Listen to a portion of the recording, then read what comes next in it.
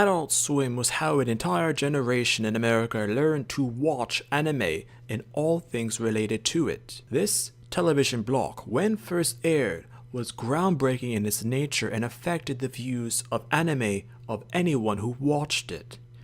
Its strong rise and ultimately sad fall are all remembered by those who experienced it, as well as watched it.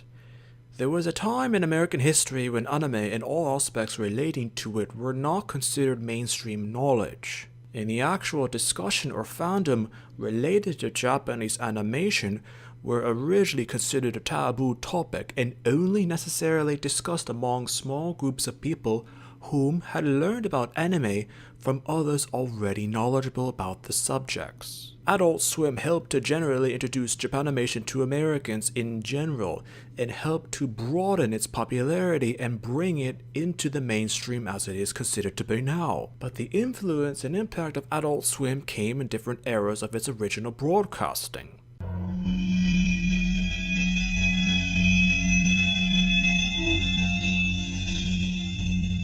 It's now considered an undeniable fact that before Adult Swim first aired on American television on Cartoon Network, there were little to no exposure of any anime of any examples within the said country.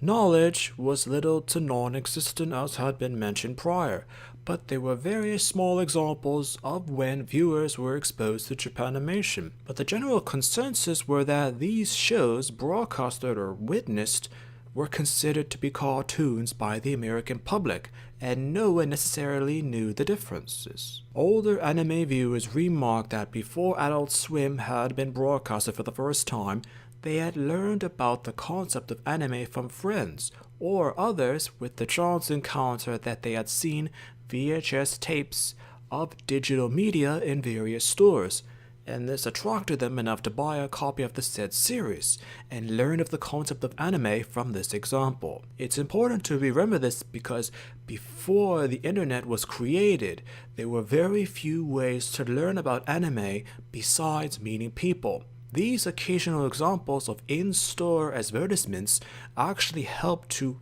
encourage and spread anime. The series, broadcasted on various television networks and stations before Adult Swim were first aired, were naturally considered, from the American point of view, to be the most popular in Japan at the time. And American fans, often consider them to be among the most popular and groundbreaking animes ever released in Japan. Even if, from the Japanese point of view, the said series were not exactly monumental, as they are now considered to be in America. Prime examples of these early pre-Adult Swim animes broadcasted or shown or had any sort of representation in America are Dragon Ball Z, Sailor Moon, Pokemon, Cardcaptor Sakura, Digimon, among a few others at the time. But with the premiere of Adult Swim in 2001, this all changed. Though the differences no longer exist, the original separations between the blocks of Adult Swim and Toonami were that Adult Swim had quote-unquote more mature anime, while Toonami had more general quote-unquote family-friendly anime. But later on there will be no separation between the two blocks. Realistically, both were the same sort of broadcasting block, but just packaged and shown with advertisements differently and branded differently towards potential viewers. What was interesting is the fact that Toonami was openly put with advertisements during the channel for commercials towards potential viewers, as mentioned, and originally Adult Swim did not little to none in the sense of publicity, mainly for those who watch shows late at night and noticed the new block of shows or switched channels and came across content being shown. At the time, and now considered, this was actually a very effective form of advertisements. It was later thought that this tactic of open and secret advertisements was to attract different sorts of viewers as to establish a viewing basis for the shows later shown. Early commentators on Adult Swim mentioned that since the whole channel block was called adult, Swim, viewers expected extreme graphic anime to be broadcasted, but it was later revealed that the whole term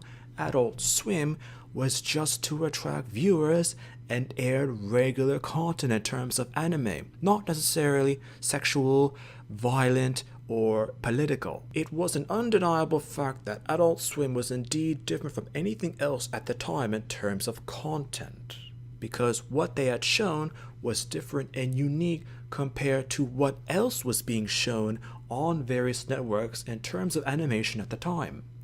What could work in terms of viewer reception and could not work, what should be aired in terms of content and what should be ignored in terms of broadcastable content.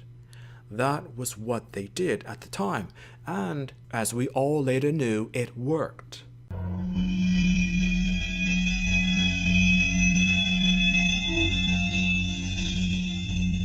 From the time when it was first broadcasted, many consider it to be a favorite of theirs because of simple nostalgia and the fact that it was groundbreaking at the time. Cowboy Bebop is often ranked among the best anime ever produced by American commentators and critics in America and even the West.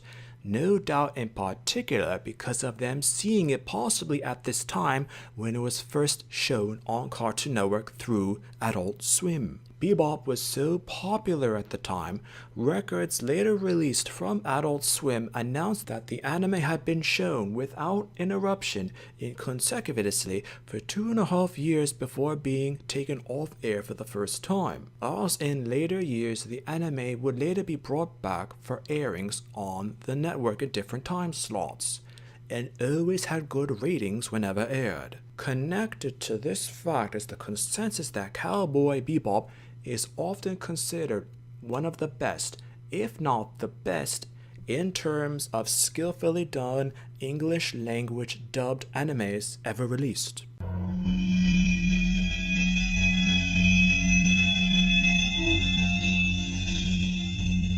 Broadcasted in 2004 on Adult Swim, the terms of philosophy and death of the series, Ghost in the Shell standalone complex and related sequel Second Gig were later aired. During this time, originally the series was popular, but due to the young age of the overall American public watching, a lot of the messages were not fully understood, and many now mention that this is why the Ghost in the Shell anime adaptations are not necessarily mentioned or remembered more fondly because of the subject matter presented on Adult Swim. Another series shown on Adult Swim during these years is a more related anime and often mentioned more due to the simple story, yet iconic and relatable characters to the younger viewing age group, Inuyasha. At this time, Adult Swim shows were universally enjoyed by viewers and the reception was positive to Adult Swim, as the people at Cartoon Network working for Adult Swim respected and listened to early viewers of the shows presented. In terms of the early years of Adult Swim, the third major anime to be broadcasted during these crucial critical early years is considered to be another classic. Though its philosophy wasn't as intensive as standalone complex was, Full Metal Alchemist, the original Full Metal Alchemist, themes and story were relatable and easy to grasp for viewers. And this is another anime, including Brotherhood, that is often mentioned as being a fan favorite.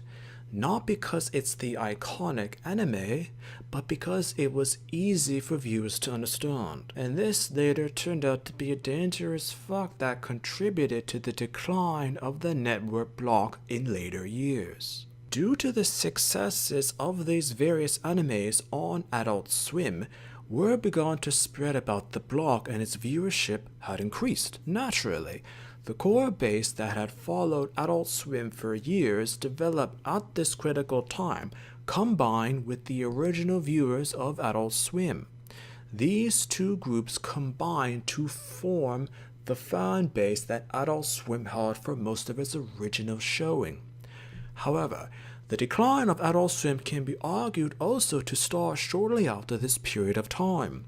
Due to the overall success of the block, the network developers and programmers of the series started to become cocky and overconfident about their choices for anime to broadcast nationally on the television block, as well as their relationship to viewers and fans. When Adult Swim started to show the block title cards that were later depicted before the animes were presented or during the animes were presented for the commercial breaks to let viewers what they were thinking, originally had benign and nice intentions for feedback, but soon turned into a literal mouthpiece for Adult Swim executives towards the viewers.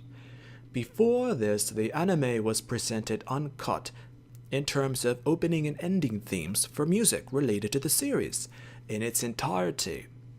Later on, the openings or endings, or even both, would be removed for commercials, and Adult Swim using the black title cards to say what was ever on their minds and also to save time, critical advertisement time, which was the key thing. They wanted us, the viewers, to know what they were thinking, be it serious thoughts or random nonsense. There was even an event in America where there was the infamous April Fool's Day, where for the entire night the staff thought it funny to draw mustaches on their characters' faces during the showing of Inuyasha and Ghost in the Shell, even broadcasting a particular episode of Ghost in the Shell twice when they were supposed to show the repeat and later new episode.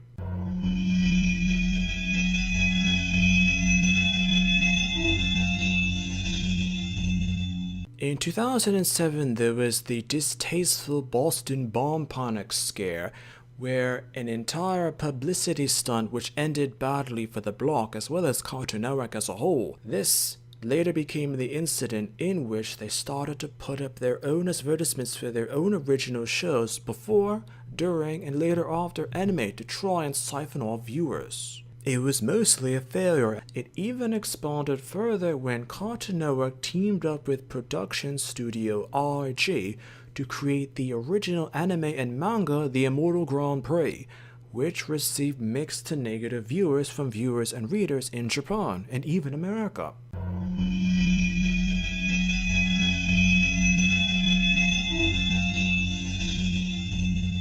Around the 10th anniversary, there was actually not much celebrations of Adult Swim because of the fact that by that time, the trust and respect for the block was eroding. Some of it was even gone, mostly because of the fact that viewers were even suggesting anime adaptations to be broadcasted. But Adult Swim did not listen to any of the feedbacks or suggestions, and eventually, the series block was cancelled for the first time. Though it was later revived, it was not like what it once was. And by this time, the internet was capable of bringing anime to all sorts of viewers, and not just the content of what the executives and developers at Adult Swim had decided to put on air, as later on, further, the block would be cancelled again.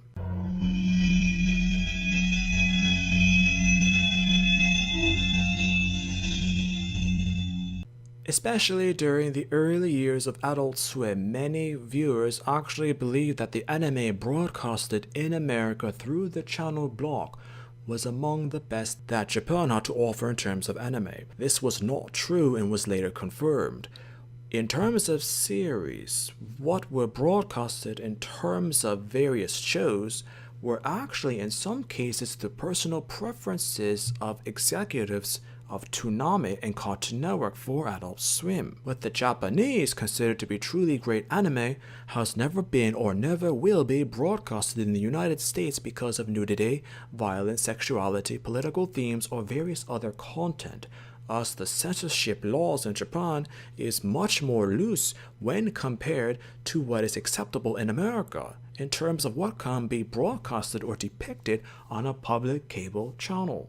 During the later years, when it was found out about early online feedback about Adult Swim, how users actually pitched the idea to Adult Swim for anime that they themselves wanted to see, as mentioned.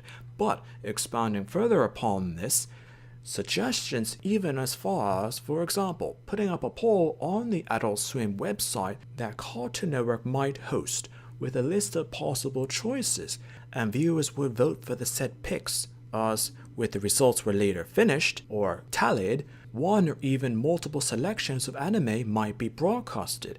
Even though this concept was very free and inclusive, it was never done, mostly due to Adult Swim's later ego that they had. As we all look back on what Adult Swim had done for anime in America, we think about the various series that had broadcasted during the original 10 years of the block. Some were classic, others were average, and even others still were easily forgotten.